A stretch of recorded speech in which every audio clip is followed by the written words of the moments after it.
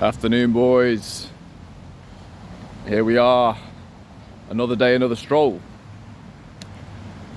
So I'm going to talk here as I walk under these beautiful trees by this beautiful river to my beautiful coffee shop, where I'll be seeing other friendly nomads.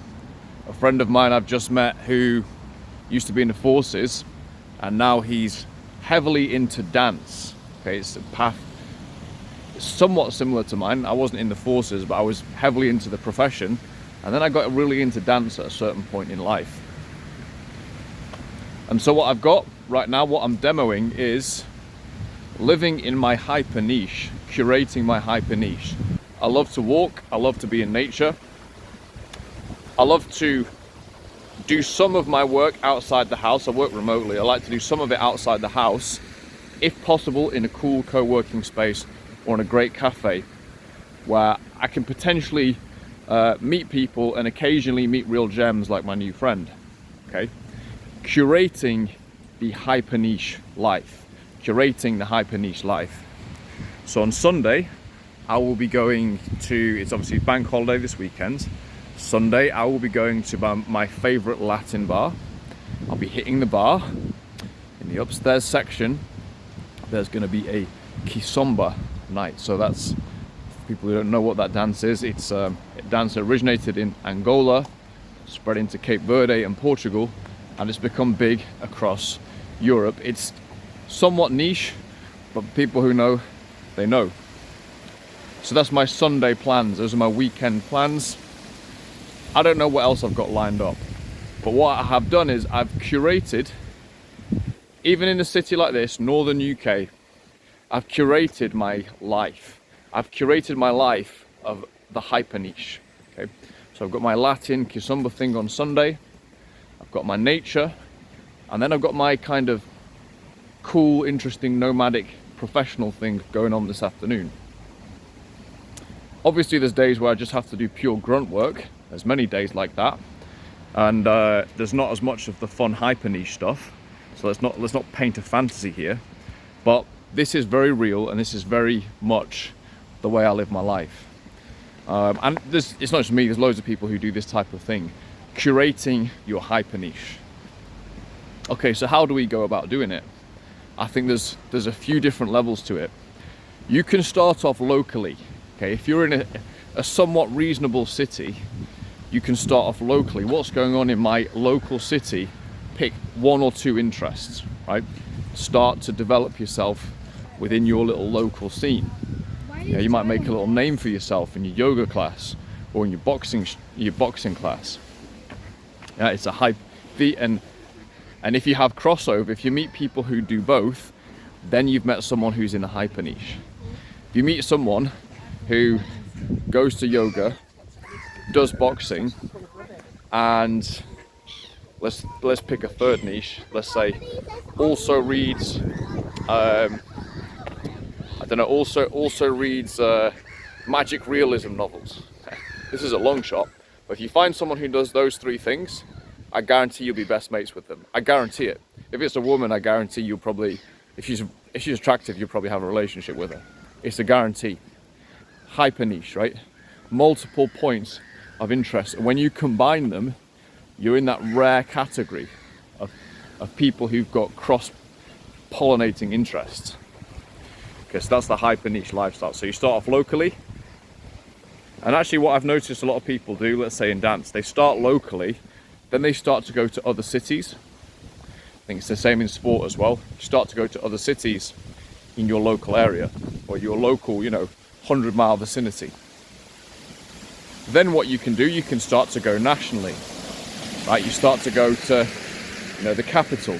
You start to go to the other major cities.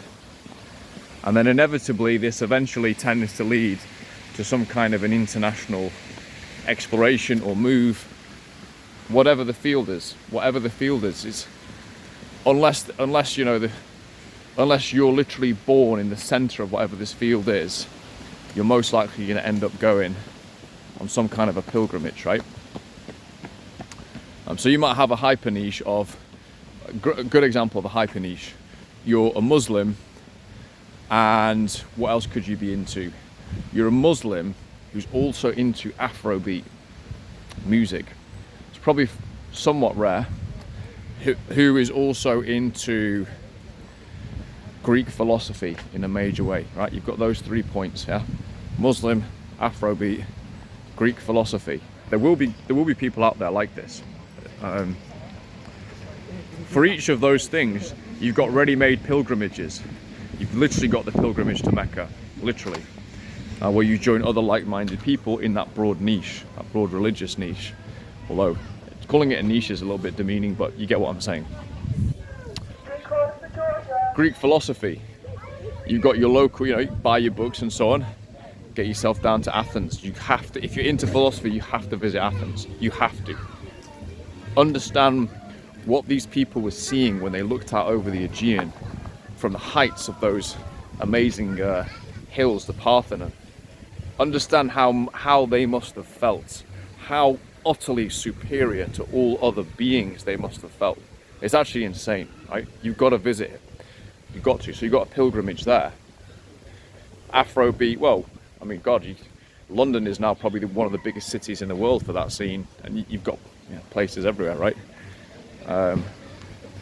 Paris, Lisbon, Lagos. There's Europe. There's obviously Africa itself. There's a million places you could go to. So there's the pilgrimage aspect to it as well. For me, with my Kizomba, Lisbon really is the European pilgrimage. Probably is the best city in the world for it, or at least one of the best. A couple of other pilgrimages would be, for that one would be Cape Verde, and then Luanda as well, capital of Angola. That is probably the pilgrimage on that one. Okay, so yeah. The last thing I'll say on this as well, is it does take time to sort of build into each of these niches. You don't suddenly just decide one day, right, I'm this, this and this. It's an organic process that takes place over time. If you can actually be aware of it, it's going to put you in an advantageous position as well. It's going to put you in an advantageous position. What people actually are often referring to when they talk about chemistry with another person, very often it's just they're hitting multiple niches together, and you have a great understanding with this other person. And each of us is going to have a lot of dynamic people. They might have 10 different niches that they're involved in, right? It doesn't need to be like, it's not a business. Your life is very diverse. You've got a lot going on. So you might have, you've got your professional niche. You might have the gym niche. You might have an intellectual niche as well, something intellectual you like to do. You might have a purely social hobby that you do, whatever that is. Wine tasting. Then you might have another physical hobby as well. You might have 6, 7, 8, 9, 10 different niches, and they might also vary over time as well. And each of these does take time to develop, So for me, I've been getting into the firearms niche in the last couple of years, not while I'm in the UK. Everything is above board and legal overseas. And so, yeah, that's a new niche for me to be in for the last couple of years. It's something I'm enjoying quite a lot. And have actually, have a couple of friends in that niche as well. And not surprisingly, really, they're guys who've got similar interests to me. Like there's you're different. It's like the hardcore, like European fucking guys who fought in a Serbo-Croat war. I'm probably not going to end up being bezies with those guys, although they are interesting. It's guys like I remember the first time I went out to do a serious course. The guy next to me was a Slovenian librarian. He was a cool young guy, just a cool dude, and he was a Slovenian librarian, so he was very into literature and philosophy. But he was a fucking mental shooter. He was the best. He was unbelievable. So we had good vibes together. We were in a little hyper niche together.